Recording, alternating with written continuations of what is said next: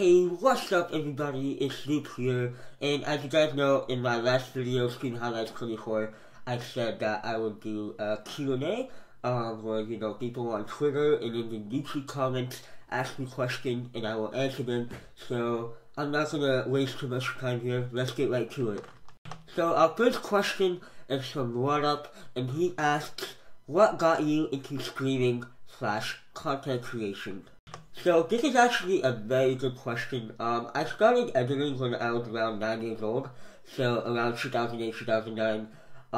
Basically what happened was my mom introduced me to Windows Movie Maker, which was old video editing software that came with previous versions of Windows, such as Windows Vista, Windows XP. And so at the time I was playing and recording myself playing games like Club Penguin, Toontown, RuneScape, Planet Cosmos, stuff like that. Like, the MMOs that were kind of popular for kids at the time. And at one point, I actually had 200 YouTube videos spread across multiple accounts of me just playing these games, And those videos are still up on some old YouTube channels. But yeah, basically, when I started playing Counter-Strike, I kind of did the same thing, but I learned how to use scraps. I learned how to use Sony Vegas, to edit my highlights, the highlights that I got. And at about 2015 is the same time that I started using Twitch and streaming consistently, building up a fan base.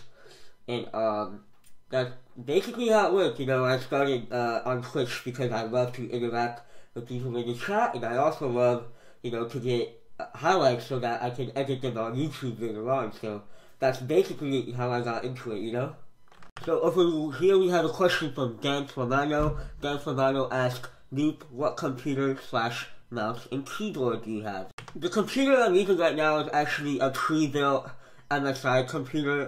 The most important specs, I guess, are I have an i7-6700 processor and a GTX 1060 video card. Very, very happy with my build at the moment.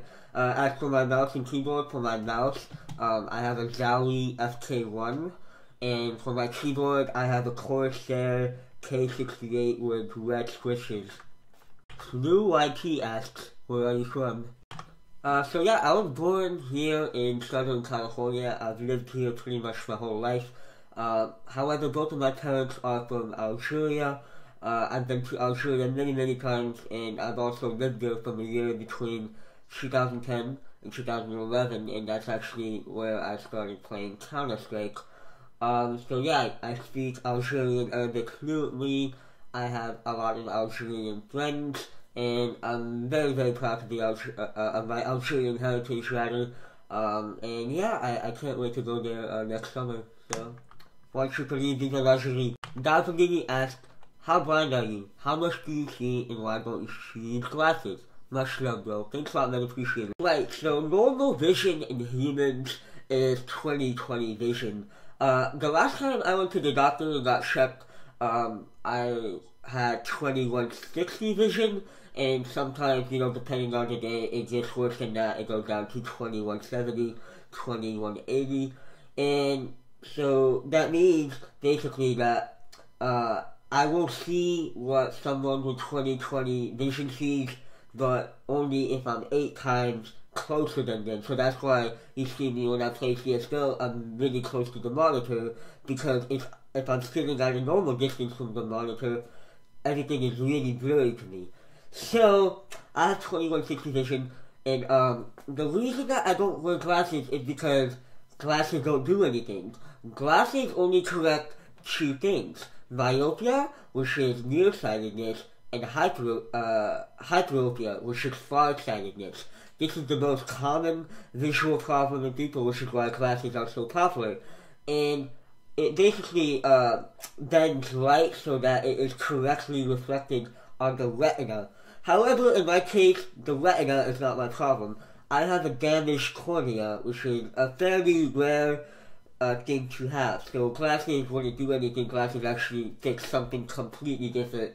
And the only thing that can possibly fix my vision is surgery, which I will maybe get to in another question or in another video that will explain further in depth what my vision and what my legally blindness means. Ethan asks, who introduced you to Counter-Strike and what made you love the game? So yeah, when I was in Algeria, like I said previously, I stayed in Algeria for 1 year between 2010 and 2011, 6th grade. I was doing online school. And basically what happened was my cousin Abdussamid borrowed my mom's laptop so he could play Counter-Strike 1.6 with his friend. He went over to his friend's house so we could have like a little LAN party. So he borrowed my mom's laptop, downloaded Counter-Strike 1.6, and then when he brought it back to my mom and to us, because I was using the laptop for school, Counter-Strike 1.6 was on the laptop, so I loaded it up and I started playing. And at the time, I thought it was an antivirus or something, because I didn't know that my cousin borrowed the laptop, and why the hell would my mom be playing Counter-Strike? So I thought it was like an antivirus or something, but I loaded it up. I started playing. There was a map back then, AS Oil Rig, which was like a VIP map. That was the first map I played. And yeah, so my cousin accidentally introduced me to Counter-Strike, I guess. I don't know exactly what drew me to the game at the time, but I do remember that in my first couple minutes of playing that I had this feeling that I just knew that I would play this game for a long time. I just felt it. And here we are, like 6 years later. Anyways, I don't know what drew me to the game in the first place, but, I just love Counter-Strike because of, teamwork, team play, aim, like, the hand-eye coordination you need to play well. It's just so many different things, like, the pre-nice and simple 5v5, CT versus T's, but it's just such a complex game at the high level that it's a very, very fun game to play and watch. And it makes you mad, and it makes you happy sometimes, so there's a lot of emotions that you can get when you play Counter-Strike, which is great, because, sometimes in life you have to be depressed every once in a while, right? My friend William asked, if you could change one thing about CSGO, what would it be and why? The demo replay system, it's garbage. It's garbage. I already made a video about it. It's terrible. It's horrible. It's garbage. Clip Y2 asks, will you ever fix your nose and your lower lip? Yeah, plastic surgery. I've always wanted to get it done. I think it would help with my confidence.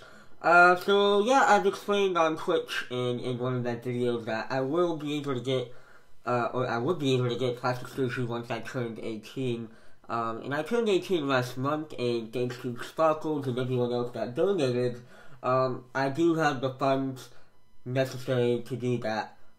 So yeah, right now we're just in the process of maybe setting up appointments. And one other thing you have to keep in mind is that one of the reasons it's taken so long is because the doctors have to be absolutely certain that I'm not like scratching my face or anything like that, and I'm not.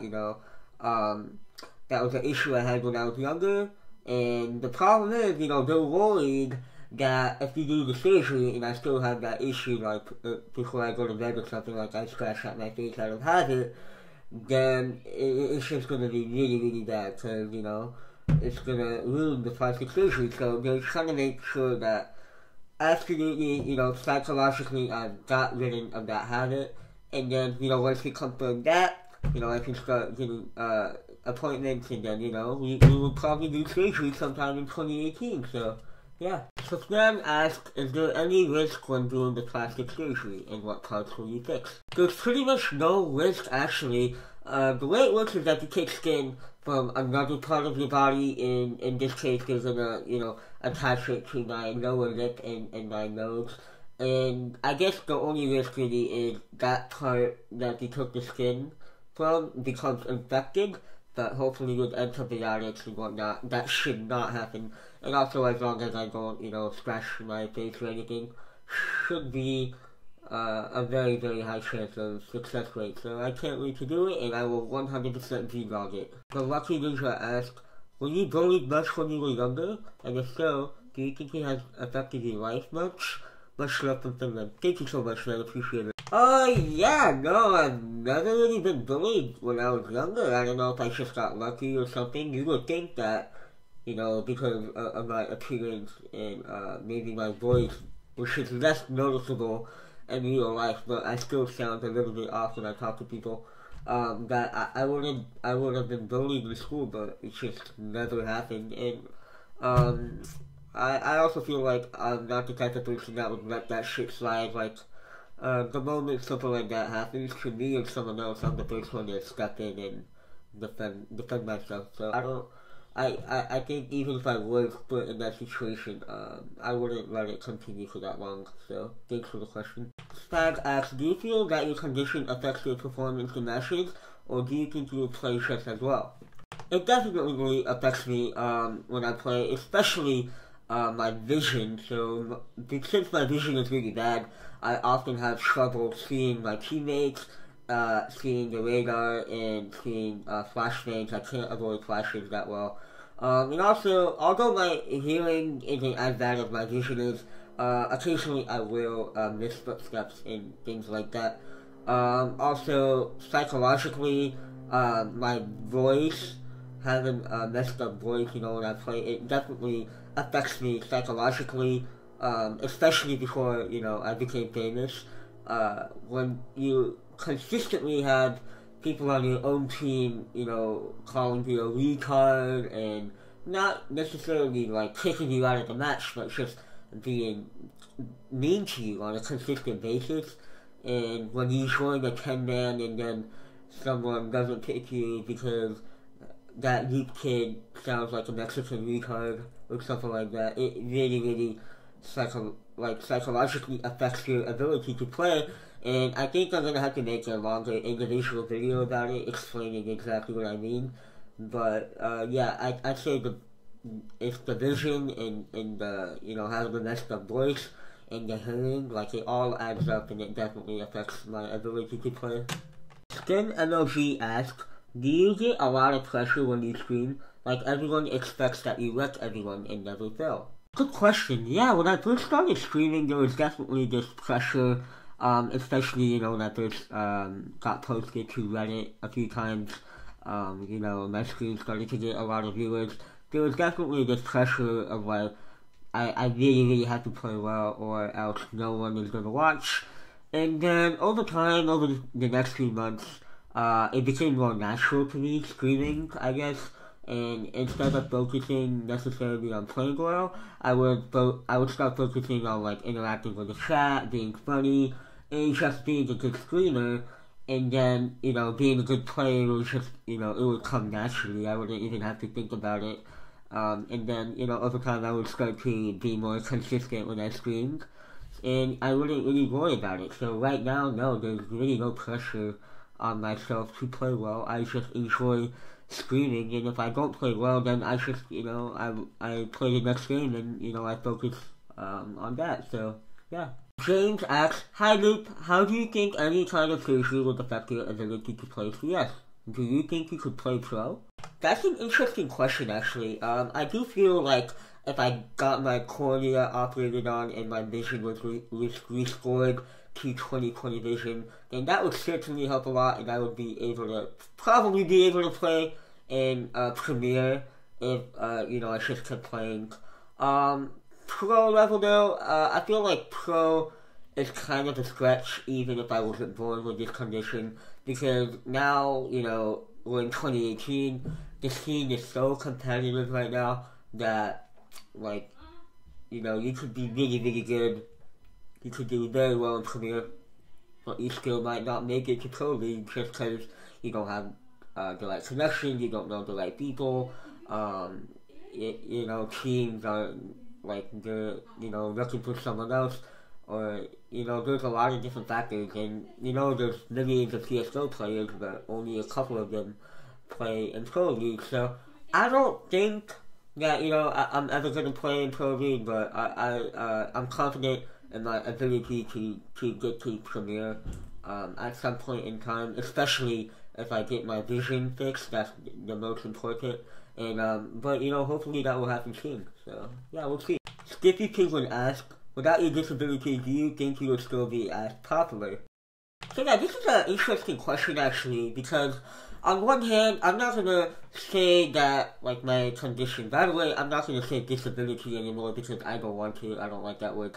I'm not gonna say that my condition hasn't helped me at all. I mean, there's definitely that element of, oh my god, how can he play so well even though he's almost completely blind, almost deaf and stuff? Why does he look like that? Like, what is this disease? He can't feel pain. And yes, that definitely brings people to the channel. I'm not going to deny that. However, the reason people stay, the reason people continue to watch my Twitch streams, the reason, like, you know, I have 120,000 subscribers and more on YouTube, is also because I put a lot of effort into my YouTube and Twitch, and I also put a lot of effort into, you know, becoming good at Counter-Strike, and because of my condition, I have to put more effort. So, I'd say that I've been doing a pretty good job of keeping people engaged with the content and creating, you know, good content that people like to watch. So, I mean, there's a lot of people, you know, with conditions on YouTube, but, you know, there are people with conditions that are more successful than me, and then there's a lot of people that have diseases that are not as successful as me on YouTube and Twitch. So it's a factor, but I don't think it's the most significant factor. Like, it's a significant factor, but it's not the number one factor as to why you know, I'm popular on YouTube. Etienne asks, why Loop?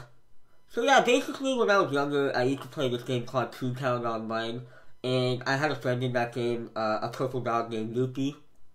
Loopy, if you're out there, what's up?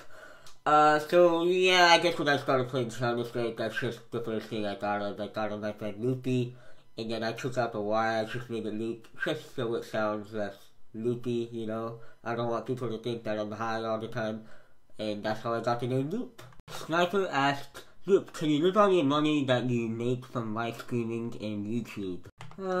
Depends what you mean by live. If by live, you mean living in a cardboard box on the street and eating 2 Big Macs per day, then yeah, I could probably live off of YouTube and Twitch. Lunch asks, Loop, when are you going to get your new teeth? Love from Lithuania. Thanks, man, appreciate it. So I actually get this question quite often. A lot of people are like, oh my god, Luke Sparkle donated you $6,000 and you didn't get your teeth yet. What the hell are you doing with the money, bro? Why are you lying to us?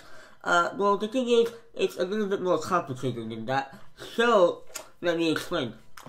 Because of my condition, I have a cleft palate, which means that there is a hole at the top of my mouth that leads to my nose. And because of the cleft palate at the top of my mouth, there would be nowhere to put dentures in. So, like, there's no way that the dentures can be held in my mouth. So, what I need to do before I can get dentures is I have to get surgery to repair the cleft palate. And the thing that complicates that is I already tried that surgery, and unfortunately it failed for multiple reasons. So now I kind of have to find a way to convince my current surgeon to let me try the surgery again, or I need to find another surgeon, and that's going to be kind of complicated, but I'm going to start on that process after I fix my nose. But to be honest, it's just pretty complex, because before I can get dentures, I have to do that surgery, and it has to be successful surgery. I have to repair my mouth. But, you know, once I complete maxillofacial surgery, I will be able to get dentures, and that's why it's taken a lot longer than usual, but hopefully I will be able to get my teeth sometime in 2018. Noodle asks, doesn't your eyes hurt when you sit close to the screen? Nope, I don't feel pain. 10 out of 10 asks, how old are you and where are you from? I already answered where I am from. I'm Algerian, and I am 18 years old. My birthday is November 24, 1999. Springs asks, who is your favorite / most inspiring pro? My favorite pro used to be Nothing from Cloud9, but since he doesn't play anymore, I guess I'll say Simple. And I guess the most inspiring pro for me would be falling because he put in a lot of work to take a relatively underdeveloped scene and, you know, make the best team in the world out of it. So massive props to Fallen. Ha ha ha ha ha ha ha ha ha ha ha. Rick asks, what map do you play the best on? My best map is definitely Cash, followed by Mirage. Fleet asks, how do you deal with people who treat you like you can't do anything? This is a very, very good question. For those of you guys that don't know, Fleet is referring to people on Twitch or in the comment sections of my videos that treat me like I have a mental disability, or like I'm 5 years old, or I can't take care of myself, or I can't handle bullies, or something like that. But yeah, dude, it's just annoying, it's frustrating. It's like, on one hand, yeah, I really appreciate the support, but on the other hand, dude, you don't have to talk to me like I'm a 5-year-old kid. Like, I'm a man. Like, I have something physically wrong with my face, but there's really nothing wrong with me in my head. And I've done really well in school. Yes, at a normal school. And I don't know, like, I mean, I guess the way I deal with it personally is I just hang around friends that I've known for a long time, and who actually like know who I am, and, you know, understand my intellect, as opposed to people who are just gonna talk to me and treat me like, you know, a retarded person, basically. Also what I do is, for the most part, I've started deleting those YouTube comments because I just don't want to see them, and I put a picture up explaining what I'm talking about. It's like comments that are trying to be nice, but it's like too nice, if that's a thing.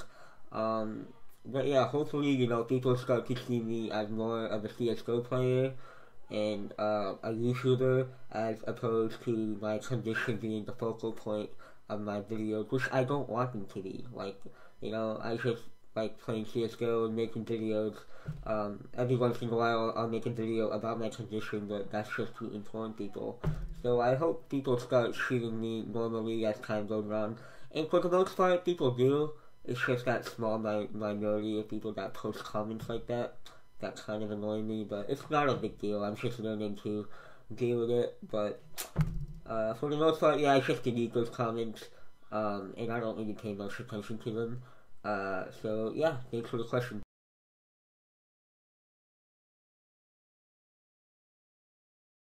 I might as well just make a full video with all of my settings and stuff in it. That should be coming out maybe next week.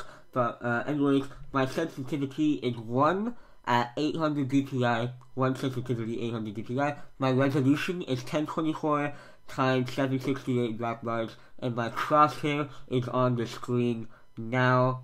So thanks for the question, guys. Hacky asks, if you go to TwitchCon in 2018, can we meet you? The answer to that is absolutely. I will 100% be going to TwitchCon in 2018, and I'm excited to meet you guys there. Anyways, guys, that's all for this Q&A. Maybe I'll do another one like in the future, but this is all for Q&A number 1. If you still have any questions, or if you have follow-up questions to any of the questions I've answered in this video, post in the comment section below, and I will answer every question that I can in the YouTube comments.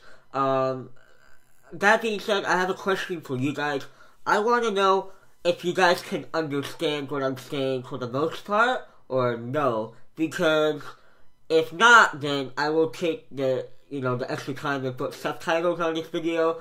But if most of you guys can understand maybe like 80% of what I say, then I'm probably not going to put subtitles. So please let me know in the comment section, if I should put subtitles on this video or not. And also, feel free to ask any other questions, and I will try to get to all of them as fast as I can. So thank you so much, guys. Appreciate the support. Have a good day.